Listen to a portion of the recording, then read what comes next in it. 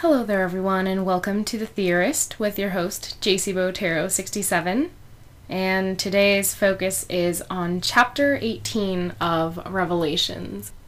It was kind of rough reading that to begin with, and it was rougher when I had to skim through it again and pick out quotes to share in this review. But we'll move along and see how this goes. So, the chapter starts off with the Mass having ended, and Spears and a nun are cleaning up, and that's when Vincent and Rachel make their appearance to the church, and, they're greeted by Father Lau, and they're talking. And so this is what Rachel had to say to Lau. It was sharing two pieces of good news, and this was the latter one. We wanted you to be one of the first to know about the new life that God has so graciously blessed upon us. So that was Rachel. And then this is Lau. That is wonderful. This is absolutely wondrous. To think Ciel is going to be a big brother. So when I first read that, I was devastated because we know what's going to happen next. We know that Vincent and Rachel are going to die, and therefore that means that the child inside her womb is going to die also. So that was just, it kind of hit hard. I mean, it's affecting me right now as we speak. But, I thought that was a good twist on AnimeCujo's part. I mean, it just makes it that much more depressing. And after Ciel hears this, he's gonna want that revenge, and we're gonna be rooting for him to kick his parents' murderer's butt. So, just throwing that out there. So then, Father Lau calls Spears over and is like, hey, I want you to meet Ciel's parents. And so Vincent is kind of chill. He pretty much accepts Spears right on the spot. And he warns Spears that, oh, Rachel is the one who wanted to meet you, so, it all depends on what she thinks. And so I really liked the way Rachel was portrayed.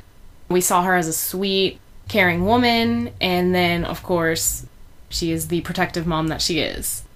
And so here is a quote from her to Spears. Ciel isn't just humanity's next hope. He is also our son, our baby boy. Her nails dug a bit into his palms, and Spears winced a little from the sting.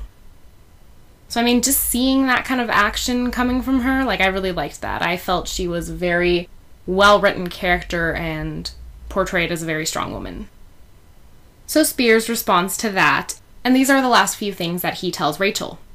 I promise you that I will always remember that Ciel is your son first and foremost. I will defend him until my dying breath. I swear it. So, when I looked at that quote again, or several times, I guess, I thought about the whole until my dying breath phrase. And it made me think, will William die at the end of this story? I think there's a possibility that he will. And then moving along, Father Chamber makes his appearance. He's mockingly applauding Spears, saying, oh, you gave such a wonderful speech, blah, blah, blah. And then he realizes that Ciel isn't with Vincent and Rachel. And this is what he had to say about that. I see you neglected to bring the child of the hour. That just makes things a bit more complicated and time-consuming. I suppose I can take care of that little brat afterwards. But first, I will take care of you all, and that thing growing in your womb. And so when Father Chamber finishes saying all of that, Vincent just jumps on him, starts beating him up and everything. And so Father Lau is addressing both of them. He's telling Vincent to stop doing what he's doing, and he's also telling Father Chamber that he shouldn't blame the Phantom Hives for what happened to his nephew. But the two keep fighting, and eventually Father Chamber just suddenly grabs a hold of Vincent and throws him across the church into the confessional booths.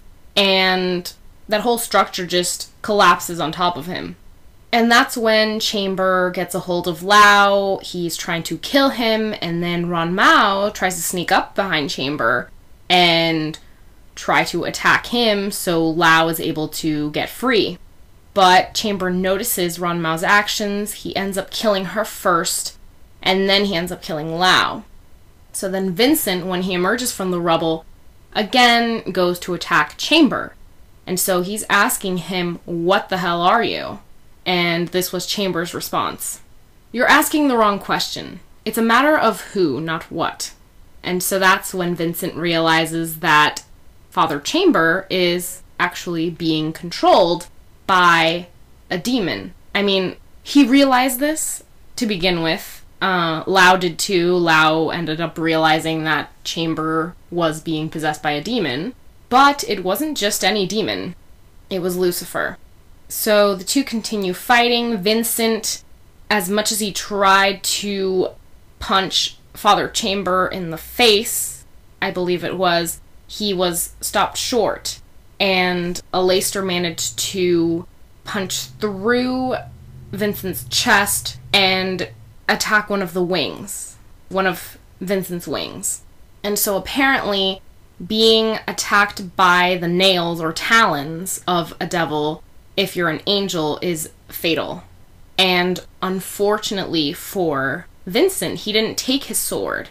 I know at one point in the story, it was mentioned that the sword can easily kill a demon, and Vincent didn't think to bring it along with him. So this all could have been avoided if Vincent had brought along his sword. And that's what is, like, the saddest thing. Just knowing that there was a way to stop all of this.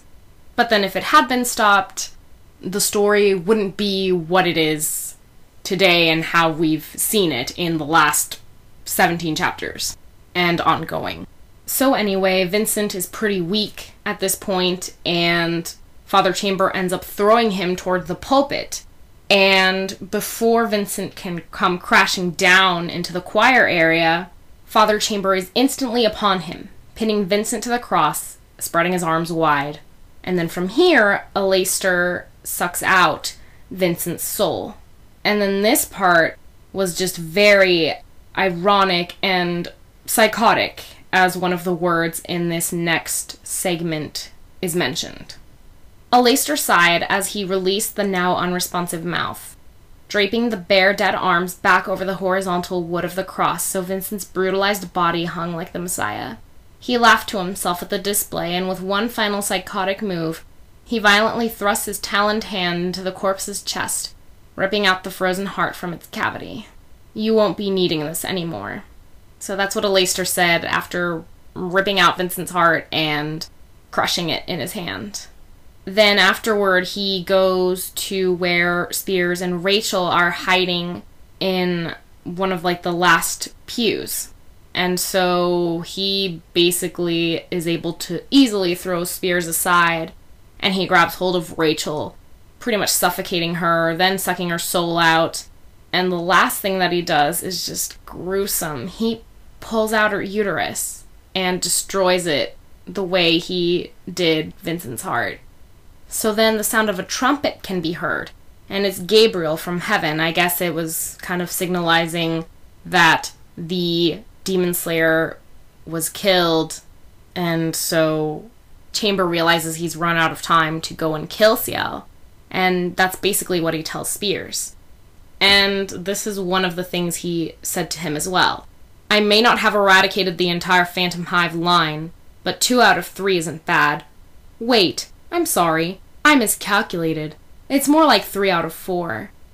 I mean, this man is just psychotic. I understand that he's being controlled by a demon. Lucifer is a demon. But it's just... that quote, like, when I first read that, it just got to me. It was so disturbing. So then, after that, Spears is left alone, and, you know, he's thinking before he blacks out that he will stop at nothing to help Ciel. He will always be there for him as a friend, as a father figure, and, you know, that's what he set out to do. And then he blacks out at that thought. And that's when the flashback ends, and we're brought back to Spears and Ciel. And so, obviously, Ciel is very affected by this, and, you know, Spears is trying to get his attention, trying to be like, Ciel, are you okay? Say something. And so, I mean, what Ciel said, it just, when I reread it, when skimming to get quotes for this review, I seriously felt like tears building at the brim of my eyes. And so I'm going to go ahead and read this quote. This is what Ciel had to say. "You mean I was going to have a brother?" Ciel finally managed to get out, voice shaky with emotion. "Or a sister?" The question cracked on the last word, causing more tears to fall. So, I mean, after reading that, I just wanted to give Ciel a hug. I felt so sad for him, and it's horrible that his parents and his sibling, his unborn sibling, had to go through that. And so then to conclude the chapter, a pigeon arrives at the window and Father Spears lets him in. He reads the letter, and Ciel is curious as to what it says. And this is what Father Spears had to reply to him. "Go get some sleep. We are leaving tomorrow. There's been another death." So after reading that quote, I was confused because I thought the deaths were already done with, but, you know, there's always twists and turns to AnimeCujo's story. So, you know, I started to think about it and was like, okay, maybe these deaths were kind of meaningless, and maybe this next one has more meaning. So it could be someone from the church, or I even thought about maybe Lizzie. I really doubt it would be her, but I think that if they're really trying to push for some kind of battle, or try to get Ciel to surrender, or join their side, or whatever it is the demons have in mind, I mean, they want to kill him, but, you know, they could go about it several different ways. You know, maybe by attacking family and close friends, they can try and convince Ciel to kind of give up his position and take things from there. Torture him to death, kill him, whatnot. Because I also had thoughts of Aloise, but I mean, Aloise is with him right now. Dagger is there also, so it can't be him. And I thought about Madame Red, but, you know, I'm not really sure. I mean, based on this death pattern, it's been 2 college girls. So I guess that would deduce Aloise and Dagger, but you never know. They could switch genders, or who knows. But yeah, it's something to think about. So, you know, I'd like to hear your thoughts, who you think the next victim was. I mean, thinking about it too, I thought maybe it was my character. I have a character named after myself. She's the girl who was fencing with Lizzie when Dagger laid eyes upon her and was like, ooh, like, who's that? So it could be me, who's the next victim. And it kind of hits close to home with Ciel because maybe he's fenced with her before, and, you know, fencing is a real passion of his. So that would strike a little closer. So maybe she's the next victim, and then the next step would be someone even closer to Ciel. So we'll see. But I would like to hear your thoughts. So comment or private message me, Facebook, Twitter, or on this YouTube page. So thanks, guys, and I'll catch you in the next review. And I promise to be more cheerful. It's just, it was rough with this chapter, because you know. So thanks again, and bye-bye.